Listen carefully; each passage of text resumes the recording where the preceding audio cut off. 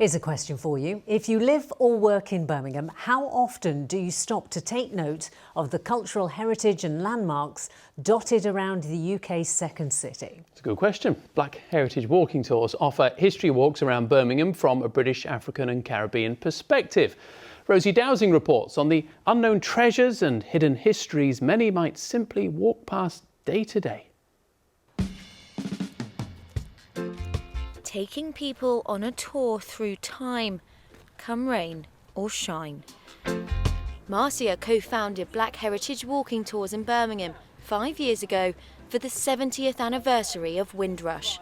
She was originally a teacher, but felt the history books and curriculum didn't reflect Black British history.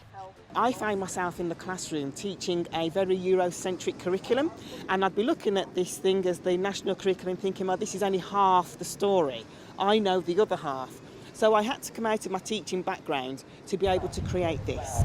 So what I'm actually bringing you to is what we do, and we leave legacy. The tours started off around Handsworth. Although it has a tricky history associated with the Handsworth riots, Marcia says there's many black pioneers from the area to celebrate, as it became a settlement for the Afro-Caribbean community just after World War II. They commissioned this mural to highlight just that. Those symbols of why, how we actually got here. So we've got the Windrush ship. It wouldn't have happened without the Windrush ship. So then, wonderful music talent from this area. We've got UB40, we've got Musical Youth, we've got Pat O'Banton. And what this highlights is a constant reminder of who we are and what we've brought to this area and the West Midlands. Next, to a piece along the canal in Winson Green, vandalised earlier this year within days of being there.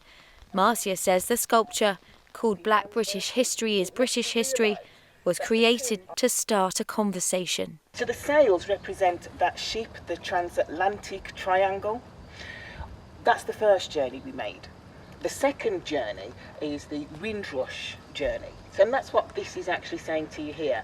Those on the tour say it's refreshing to learn new things about their home city. I think it's important just for every person of every nation, nationality, just to kind of learn about history. You know, I would never thought that this was here unless these walks were taking place. Things intrigue me and I enjoy it, and I think we should know more about our history. There's a saying, know your history or be doomed to repeat it, whatever that means. But I didn't know there was black history in general, but I didn't realise how deep it went. And a little shocked that we weren't taught anything really. We weren't really taught about the Birmingham itself, the history of Birmingham itself, as the beating heart of the Industrial Revolution and everything else. And the tour includes aspects of Birmingham that one might simply walk past every day. Statues, artefacts, plaques and street names, all with a fascinating significance. Like the statue of Joseph Sturge in Five Ways in the city centre, unveiled in 1862. He was known as Birmingham's biggest radical and dubbed Birmingham's best friend. He actively campaigned against slavery at a time when it was lining the pockets of his peers. We present a balanced narrative. So here, this is, yes, a statue of a white man who was a Quaker, who fought our cause. And the cause was to help us get our human rights. And I'd actually like to call this area the Human Rights Quarter of Birmingham.